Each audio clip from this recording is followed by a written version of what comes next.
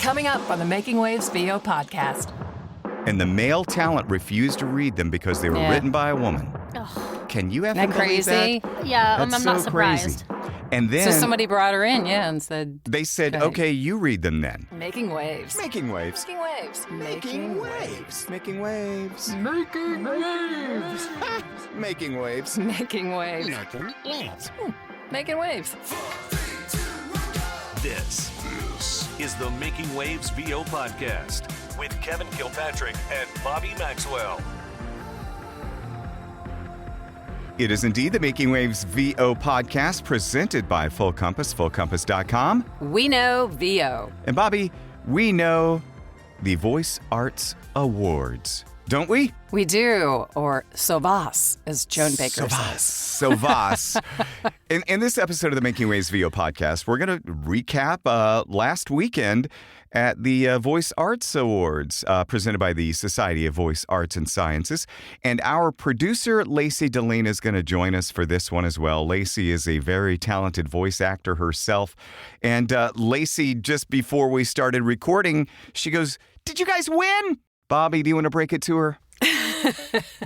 We're all winners. We were a winner in being nominated. No, unfortunately, we did not win our best podcast.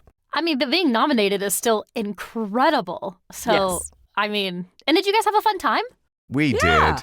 did. Okay. Thank you for that, Lacey. Yeah, that's what matters. It's a bunch We of got all malarkey. fancy. It's a bunch of malarkey what you say, but it's an honor to be nominated. No, it's not. We wanted to win. You guys are winners in my hearts. There's no podcast I'd rather produce than this one. Oh, well, thank you. Thank you for your loyalty. It was kind of funny because our whole table, there was what, 1, 2, 3, 4, 5, 6 nominees, and some of them multiple categories. Wow. Nobody won. Zero We're going, wins. We're putting Zero our wins. L up to our forehead. We are such losers. No way. It It's is okay, though. It is an honor to be nominated. I just hate saying that sentence. But you know, truth be told, Bobbi, we wanted to win. We want to win. You enter this thing because you want to win, because you want validation that what you're doing is good. And maybe the validation is there just being nominated because a lot of people are producing podcasts nowadays. And we can reflect on having won 2 previous times. True. But you know what would have made this year special for us? I feel like, I think we've always done a great job with our podcasts, and it's been how many years now? Yeah, we started this 7 bad or boy 8. about seven years ago. Yeah. What I really was hoping this year was in accepting that I think that we have gotten real this past year. Mm-hmm. I think we've had fun times, we've had informative times, but I think we've really hit on some emotions with some of our guests, and I was proud of that, and I know you guys were proud of that, especially the episode that we were nominated for, the women of color in voiceover, because there were some very deep feelings in that, and that's why I wanted to win so bad. To honor that and honor our year of kind of taking it a step deeper for us. Yeah, we're moving ahead. And Lacey, it was funny. We were sitting there at the table, and it was, I don't know, a half hour or so before they announced the winner for the podcast. And Bobbi was like, what do you want to say if we go up there? And I think Deborah or somebody said, when you go up there, that's what you mean. And I'm like, I was like, nah, I don't want to think about it. I just don't want to, I'm not so much into jinxes or anything, but I just didn't want to think about it. But that being said, I had already kind of formulated what I was wanting to say. And it was going to be expressing gratitude to Lacey, expressing gratitude to Jason Traver, who does stuff behind the scenes, and to Shannon Scott as well, who does most of the write-ups for the podcast, and to Silas Phillips, who puts out the podcast to Podbean and to Spotify and Apple and all those things. And then I was also going to say thank you to Yenny Alvarez, Rebecca Lee, and Nazia Chaudhry for doing that episode, the Women of Color episode. And because we did we did a deep dive, and we found out, we exposed that when we receive auditions and we receive those specs, people like Bobbi and I don't have to read between the lines a whole lot. But if you're a woman or a person of color, it's eye-opening to hear those stories that they told. And when they get specs and when they get all these auditions, they go, can I read for this? Is it going to be offensive if I read for this? And they have so many different things that they have to think about, more so than maybe I do, especially, and then maybe Bobbi as well. Yeah. And that was that episode. It was really cool that so many nationalities were included this year. And it makes for a very long ceremony, but, all these award shows are always long. But just hearing, talent from China and Japan and Africa and South America was so interesting. And how and one theme remained the same all night long, is that, it's a welcoming community, and wow, are we lucky for what we get to do. So that was kind of like an international theme, and I love that part of it. Don't go anywhere. The Making Waves VO podcast returns in a moment. This is the Making Waves VO podcast with Kevin Kilpatrick and Bobbi Maxwell. I, on the other hand, am Eric Romanowski of Ear Blowing Audio, and I don't know the first thing about podcasts, other than that you should keep listening to this one. As a voice actor, you want to focus on what's important, right? Like pulling off the perfect read. You don't want to stress about tech stuff. That's why Full Compass is in your corner. With 50 years experience in pro audio, Full Compass has everything we voice actors need. Mics, headphones, monitors, mixers, interfaces, DAWs, all the goodies. And their certified product experts help with everything they sell. Plus, you can get free same-day shipping, flexible financing, and a low-price guarantee. See it all at fullcompass.com. Fullcompass.com. They know VO. And now back to Making Waves. Yeah, Lacey, it was so crazy. Everybody that gave speeches, it's pretty much exactly what Bobbi was saying. They were talking about how thrilled they were to be involved in voiceover and to be part of such a great, fantastic community. And I ran into a gal after the awards were over, and P.S., a little bit of tease, I want to share a story about a pretty drunk woman that was chatting me up after the awards. Was it the same drunk lady on stage? No, but I know who you're talking about. But Lacey, the overwhelming theme was everybody was so grateful to be involved in the voiceover community. And it was so nice to hear that. And Lacey, yourself, as someone, you've been banging this stuff out for a few years already, but you're still fresh, new, and excited, I'm sure. Do you feel the same, just kind of you're lucky to be involved in this community? Oh, yes. I mean, I'm lucky to have this career, period. It's a very envious career to be able to act and talk to yourself and make a living off of it, but then it's just doubly amazing that the community is the way it is. And I feel like that's a resounding theme at almost any voiceover thing I've been to, whether it's a conference or an awards ceremony or even just a regular meetup with your community or friends of a group or whatever, is just how kind and open and helpful everybody is. So I'm absolutely not surprised that you guys heard that at the ceremony. And it is cool to be nominated. Bobbi, do you want to talk about some of your favorite moments from the evening? Sure, absolutely. I wanted to mention, kind of piggybacking on what you were just talking about, that how lucky we are to be in this industry, and some people take it for granted at how self-satisfying this is, because Christy Bow and I went to the awards. We roomed together, and they were putting up the what do they call them, where they take your picture? I can think of the big billboard, the red carpet thing. Yeah, that billboard behind you. With the sponsorship thing in the background. Exactly. Where you get your pictures with your awards. And so they were putting those up when we went out to do some things on Sunday morning. And so let's get a picture before and after. And there were a group of 5 very young women that were staying at the Beverly Hilton, and they were about to walk up there to get their picture with it. But they were not voiceover talent. They weren't there for the event. And so I had jumped in kind of right before them. They went, oh, go ahead. And she goes, what is this? And Christy and I explained to him, and we said it's the Golden Globes of voiceover, because the Golden Globes had just happened there the previous Sunday. And they went, oh, how cool. What are you on? How have we heard you? And they were like all like, what a cool industry that is. What are you nominated for? And sometimes we do take that for granted, because this is fun and this is something, just living your dream, in my opinion. So I wanted to mention that because I was pre-awards. That was funny. So that was one of your moments pre-awards. What about during the awards, Bobbi? What's the first highlight that you can think of that stands out?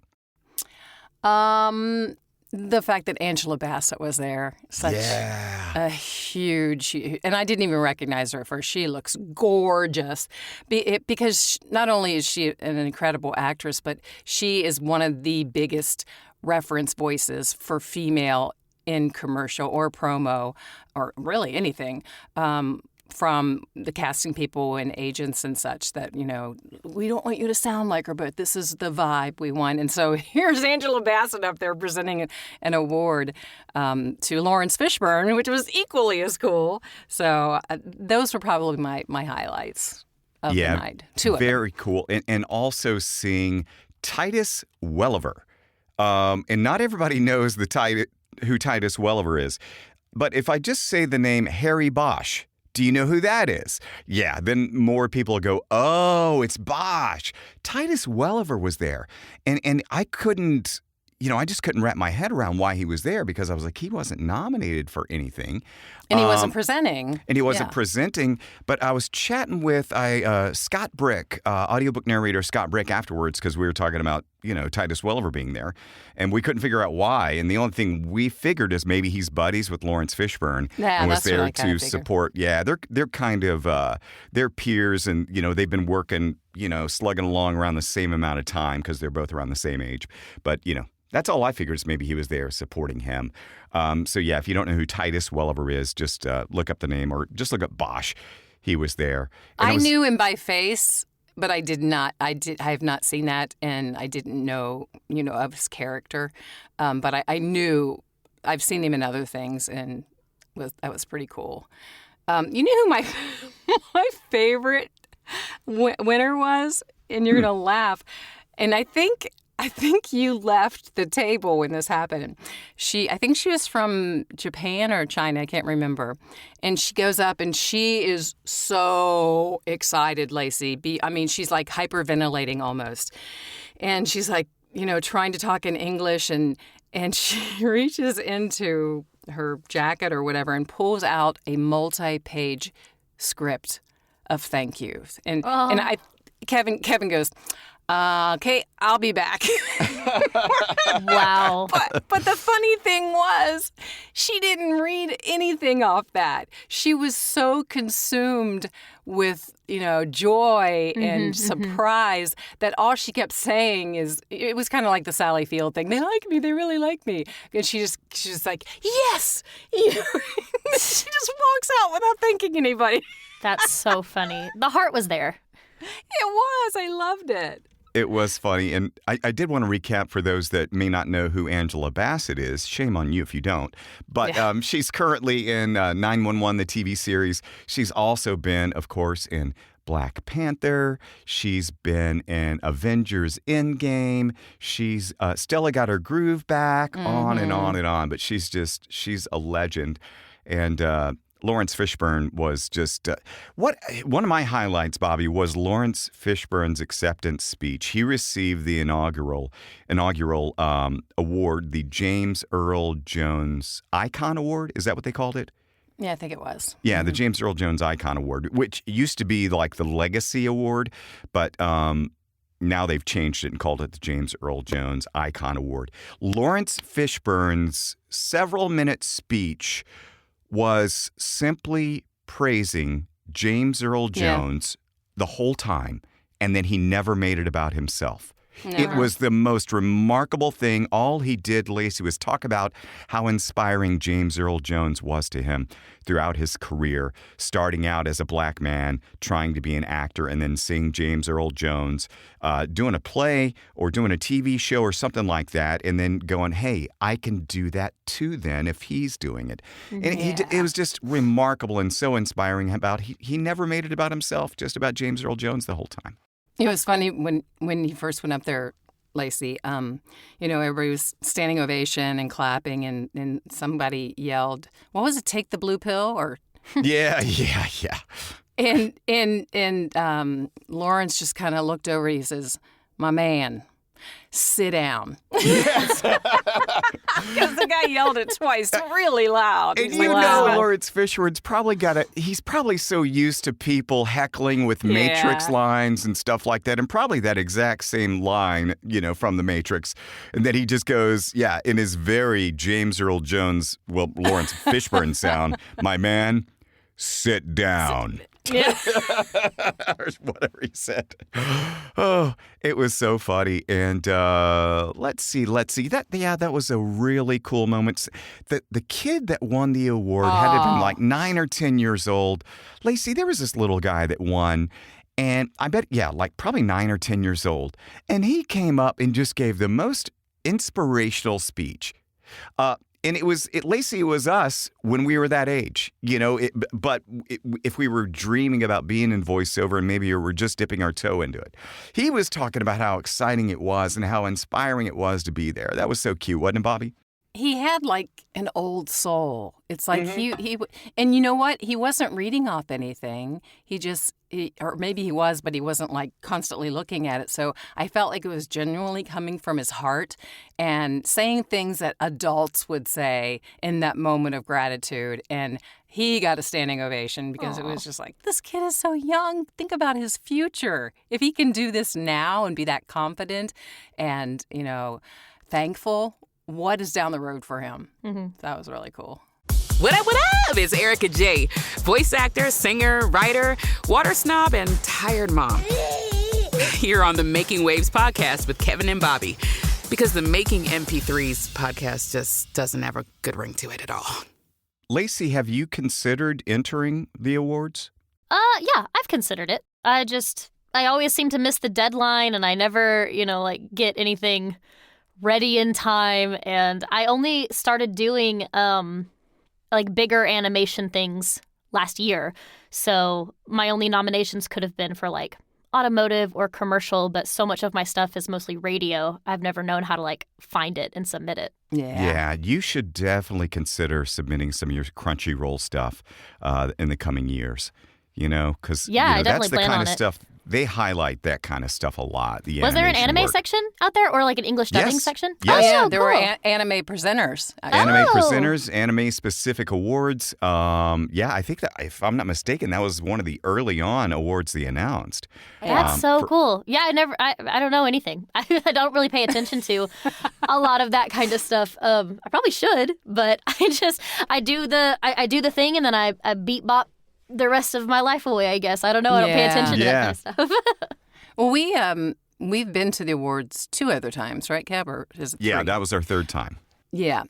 And I think this year, being that it was at that venue and the Golden Globes had just been there, it felt bigger. It just felt, they had some amazing lighting going on and the logos up on the walls. And you could truly envision what it was like at the Golden Globes for all the famous actors and support people, because that's exactly what it was. It was just like, oh, we're in here. We're special. We're sitting in this seat. Yeah, but we deserve to be there. We were supposed to be there. So yeah. I like thinking about that angle. And it's funny that you say that, because when I was writing down notes for today's podcast recording, the very top note that I wrote was, loved the Beverly Hilton venue. Mm-hmm.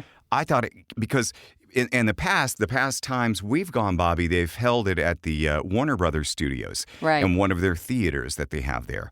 And it's cool, but it's like being kind of in a movie theater kind of vibe there, or a theater, because there's a stage and then there's the escalated seating that goes up. But it's very much like a movie theater going into a stage play kind of vibe. But this was very dinner, very like nice. cocktail event. And, had the bottles of wine at the table, the meals being served at the table, the 1, 2, 3, 4 courses, I guess. Wow. Yeah. That's really lovely. nice. Yeah, and just the lighting was gorgeous. The stage was gorgeous, and everything was really cool like that. So I honestly liked it better than like that because we could actually, chat quietly at our table while everything was going on. Whereas at the Warner Brothers lot where they had it in the theater thing, you couldn't really chat. You really couldn't engage because, it was very much more like, oh, better be quiet because everybody's going to hear you. Whereas the table vibe where we're all having dinner and clinking drinks a little bit,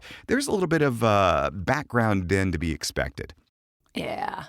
I mean, there were people whose conversations probably shouldn't have been as loud. Yeah. I wanted to hit on that real quick because as much fun as I had and as beautiful as it was and inspiring and, the fact that we were nominated, I don't understand when you have something like this where you have so many different categories and so many different nationalities, how people can be disrespectful to others. When you win, you go back and get another picture holding the SOVAS Award or the Voice Arts Award. And so they kind of lead you out to go do that. But, I mean, there'll be like entire tables going back and that area was right behind us and you could hear it and like the theater was emptying or the room was emptying out because people, I think because it was getting long and like their category had already been called. I just don't understand why people do that. It's like I can't imagine in the Oscars and the Grammys and the Golden Globes that just whole groups of people leave when there are other big announcements to be made. And I hope Joan and Rudy will do something about it, at least start by saying that. We were there when you got yours and we, gave you our attention. Just be respectful and do it for everybody else. I agree with you, Bobby, and I'll chime in on that a little bit because I wrote it down in my phone when the awards concluded. And do you know how long the awards ran? Just the presentation part? The presentation, I would say was probably about 6 hours. Holy mess. Well, I got 5 hours and 15 minutes. Okay. Oh, That's what my I got. Gosh. I think the presentation started around 5, didn't they? Okay. Yeah, well, the meeting or the cocktail hour started at 3:30, and I thought somebody said the awards were going to start at 4:30, but I think you're right. They started just a little bit late. So yeah, I think it was close to 5. 5 plus. Mm-hmm. And so I think the final award was announced around 10:15. Yeah. And so I'm like, holy crap, 5 hours, 15 minutes. So let's get back to what Bobby's talking about. So we're probably about 4 hours in. And that's when I first started noticing groups of people starting to exit because I think their fun meter was pegged. I think people just got really antsy and really just anxious and, they'd been there 4+ hours already. And they are just getting antsy and anxious. And then you hear what Bobby's talking about is like, the room that's just outside of where the awards were taking place is just kind of blocked off by a screen. Mm-hmm. You cut through the screen and that's where everybody's congregating and chatting. And it was getting loud and louder and louder as after 9 p.m., 9:30, 9:45, it's starting to get really loud out there. Super loud. Yeah, because our table was back towards the back, and it was hard to hear the presenter. You could hear them. Yes. I'm laughing because when we first started, I don't mean to take away from this, but where our table was, Lacey, the presenters, the host, Rudy and Joan, were like looking right at us. And I didn't even realize. I was like, they're looking at our table the whole time. The teleprompter screen was right behind our table. LOL, that's so funny. That's funny. Oh, I thought we were important. You are important. No kidding. But yeah, back to what he was saying. It was very loud. And, we're sitting there for almost 6 hours. So can you. Yeah. Go to the bathroom and, I don't know if Joan and Rudy can police that or if they should have a concentrated, focused effort on getting this thing down to a comfortable 3.5 to 4 hours. Yeah. That's what I was going to ask. This is the first time you said that they've done like this dinner style versus like the auditorium. I'm sure there's going to be bumps in the road, but what would you guys, suggest for making it smoother or like being attendees? What were some things that, you could live without or some things you saw that maybe Joan and Rudy, they can't have eyes everywhere the entire time, especially if they're hosting it. So like what would be some helpful tips that you guys noticed? I would suggest that maybe break the categories up and, you can come to the outside area where the red carpet is and where we were doing cocktails and such and stay as long as you want. And then for the first hour, it's going to be audiobook. And then the second hour, it's going to be animation. And kind of break it up so that you're those people who are being represented are in the room and it's not going to be as long as it is. That would be my first thought. Yeah. They, it's their monkey, right? But they... Yeah. To me, man, it's just like way too many categories. Way. And I know everybody probably tells them this. I know. So, we wouldn't be the first ones to say this. And I'm not going to say anything because it's, like I said, it's their monkey. They can do whatever they want with it. But man, just from a pure entertainment and enjoyment perspective, that's way too long. Christy and I were sitting in the lobby waiting on our Uber yesterday afternoon, and the place was just dead. I mean, it was so quiet. We were the only two in the lobby along with the workers. And I saw Joan and Rudy get off the elevator and yelled over. I said, "There they are." And you could just tell they were like, "We just want to go home." Mm-hmm. It's such a big deal for them to, put this all on. I can't even imagine their checklists and, what it is. But they were so nice to come over and say goodbye and ask if we enjoyed it. And then they were off on a ride, too. But, yeah, it's a lot for them to do. Oh, yeah. But I'm sure they'll send out some kind of a questionnaire. You don't want to miss what's next. Making Waves returns momentarily. Hey everyone, David Toback, COO of the Global Voice Acting Academy, also creator of the GVA Rate Guide and a voice actor, and you're listening to the Making Waves VO podcast. Oh, Bobby, I remember getting into voiceover, and one of the most exciting parts about getting into voiceover is buying all the gear.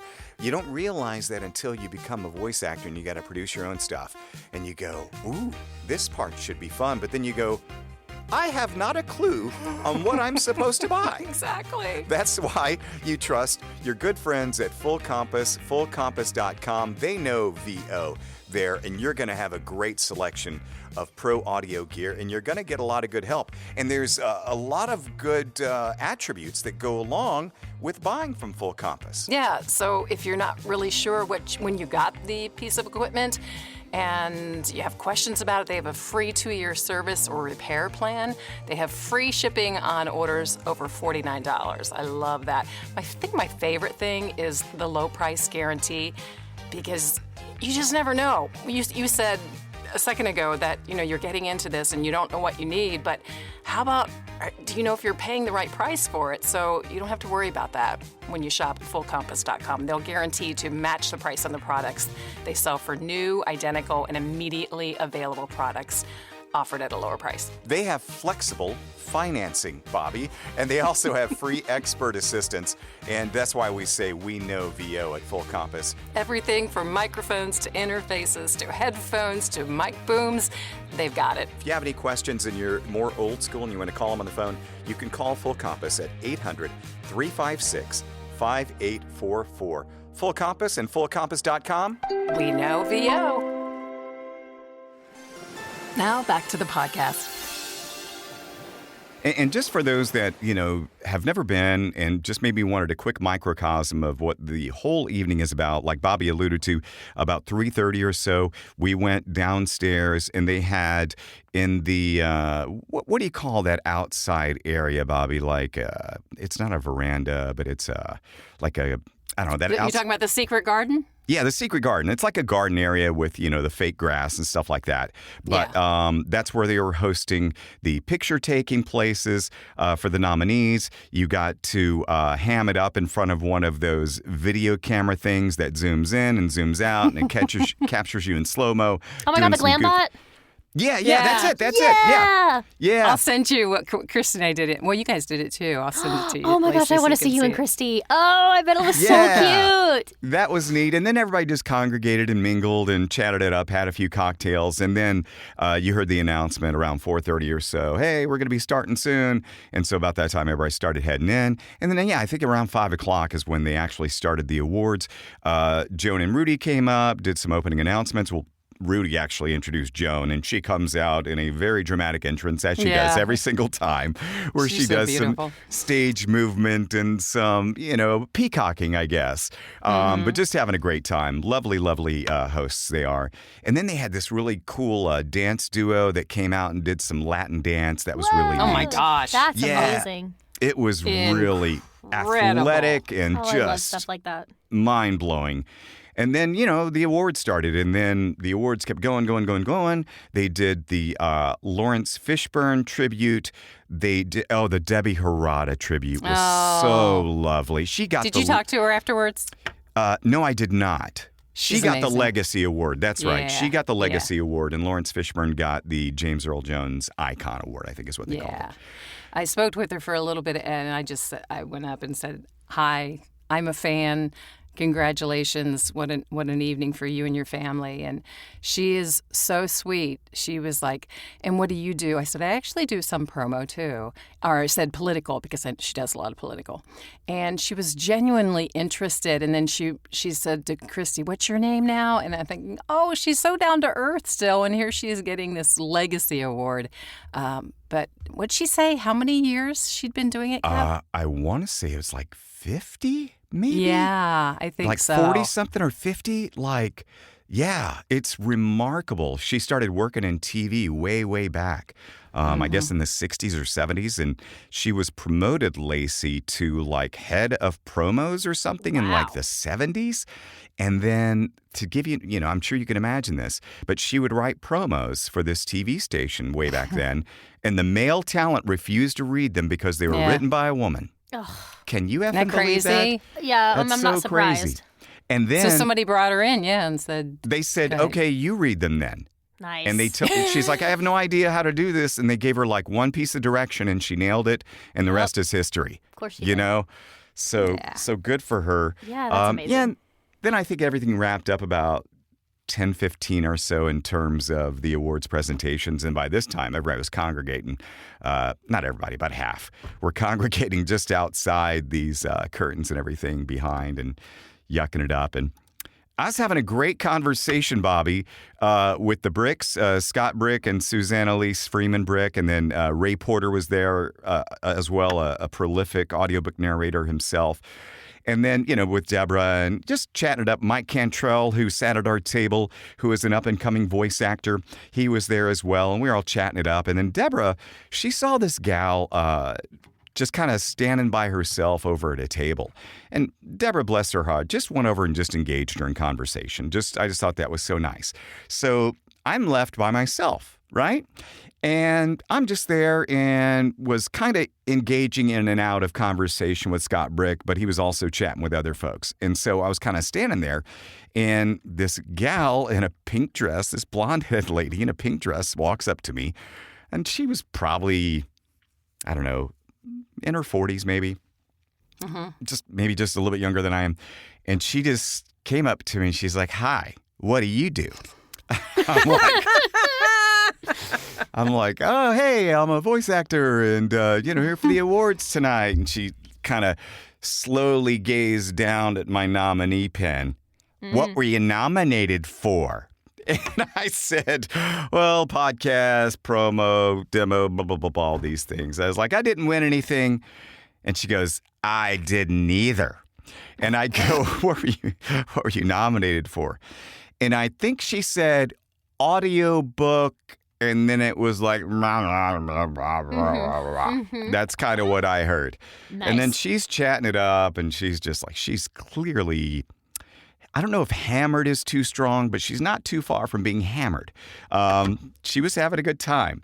And then some music came, the music's playing and stuff like that. And she's like starting to bop her head back and forth a little bit. And Deborah, by the way, is still talking to this other gal, so I'm by myself. And so she's like, where's the DJ? And I'm like, he's, look, he's right over there. And she goes, come on, we're dancing. And I'm like, oh my God. And she grabs my arm and starts pulling me. And I'm like, no, because here's what's going through my head at this time. The first thing that goes through my head is my fiery Latina wife. That's the first thing that goes through my head on most occasions like that. And I'm like, well, Deborah won't like this. And, it wouldn't have been anything untoward, I'm sure, or who knows. Well, I kind of was getting a vibe that, she was kind of flirting or whatever. And I'm like, no, I'm good. I said, I've got this old high school football injury where my knee is kind of jacked up and I can't really. She's like, come on, let's go boogie. And I'm like, no, can't go boogie. Can't go boogie. And she finally gave up, and she's like, well, you're no fun. I'm like, you're right. I am fun. And then she started walking away, and I quickly walked over to Deborah and just was like, save me, save me, save me. Had Deborah seen this all going on? She saw some of it. I was like, babe, nothing happening at all.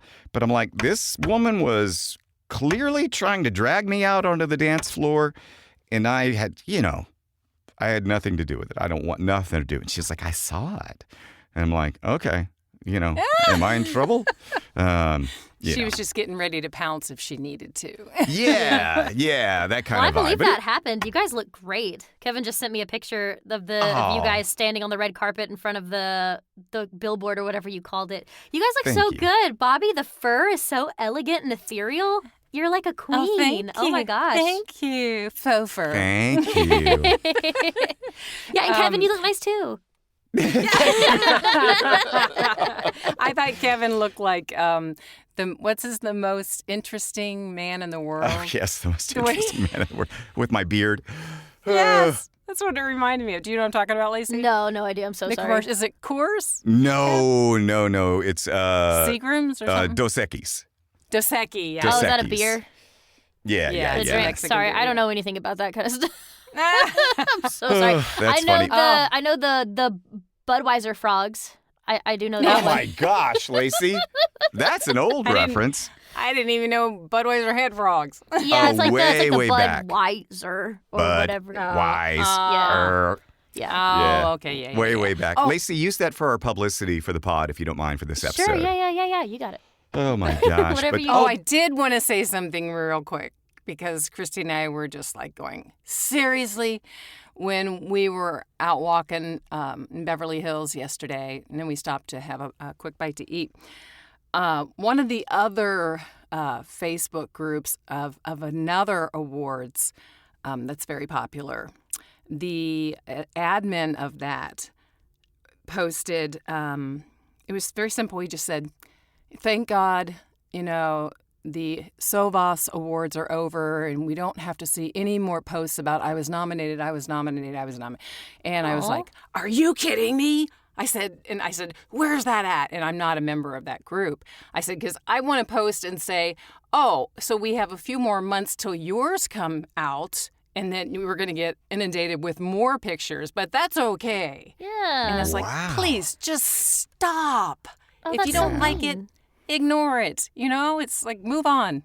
I love seeing those posts. I mean, like, other people's wins are our wins, right? It means the industry is thriving and the robots aren't taking us over. Like, there's still so much human talent and compassion and love going into this craft. Like, I love seeing any award ceremony nomination pictures or winner pictures. Like those Those posts, are all great yes. points. I mean, they just make me really happy to see, you know, and I think that, you know, tying this sort of back to, I wanted to mention earlier when Kevin was talking about the speech that man gave, and then y'all's podcast with the women of color or whatever, all of this tying into like how important representation is.